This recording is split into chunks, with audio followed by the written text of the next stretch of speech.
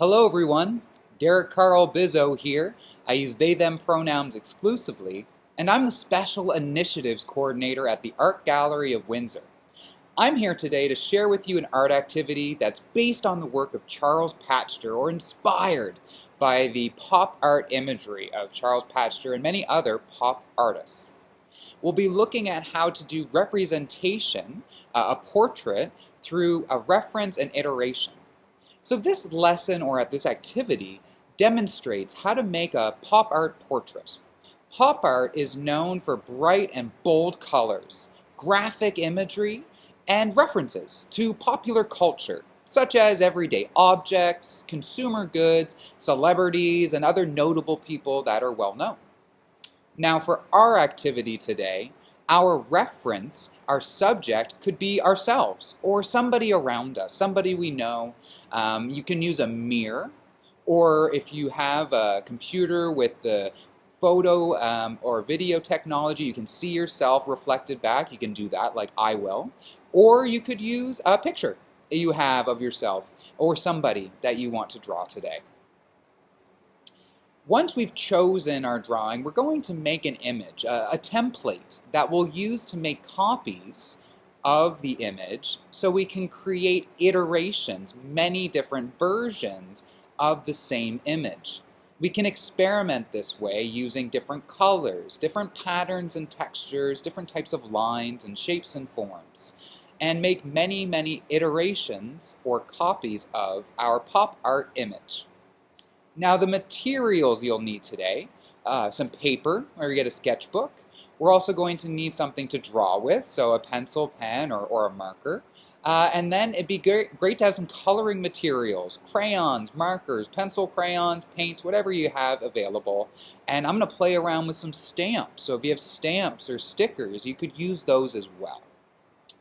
The process that we'll go through, I'll give you an overview now and then we'll go through together, is once you choose your subject, whether it be yourself or somebody else, you're going to use this as your reference. You want to study the image, study your subject. Draw the outline, the shape of your subject. Try to capture all the important features, those little details, the eyes, the nose, the mouth, right? Those special qualities of that subject, that person, whether it's you or somebody else. When you finish making your first drawing, take a look at it. See what you like. See what you don't like. Make some changes. Make some decisions about how you want this image to look. You're going to be using this as a template. So you want to make some good dark lines to make it easier to trace the image. I'm going to use the window in the room here. If you have a light table, a lighting source from underneath that you can use, makes it nice and easy. Maybe it's dark enough you don't even need to use a light source. I'll show you how I would use the window though to make it easy to trace my image. And I'll trace a few times that original image, making copies that I can experiment, as I said, with color, with lines, with shape and forms, patterns and textures, to create many different iterations of my same image. How a lot of different pop artists worked. And we'll do it all by hand. That would be what's kind of different. So I hope you have some fun, and I'll take you through this process now and give you a new example through the work that I'll create with this activity.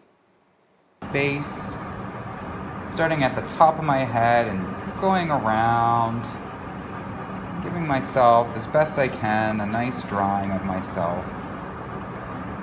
Trying to capture my features, all the things that are particular to my face.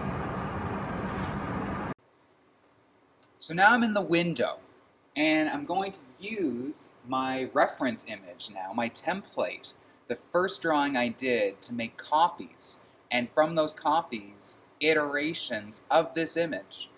So I have this taped to the window, secure and safe. I have my drawing tools close by, and some other paper with tape on it so I can tape that over it, secure that piece of paper, and draw. Okay, so as you can see, I have my first copy ready to go. I'm going to use different materials. Here I have some big chunky crayons, and I think I might start there and start experimenting with color and different style with this image of myself. Hello again. Here you can see my final artworks, sitting below the template that I used to trace them. You'll notice that each of my images looks different. The three on the bottom are made with different materials. I use crayons and pastels and pencil crayons, as well as a stamp and an ink pad, to create three different iterations of the same image. It was a lot of fun using different colors, trying a little bit of different technique to create three very different images from the same template. I hope you had fun too. And now you have a bit of an appreciation of how we can stylize and experiment and explore color, shapes and textures and patterns in our artworks, and can make great pieces of pop art artworks ourselves. I hope you had fun, and I'll get to see you again soon. Ta-ta for now.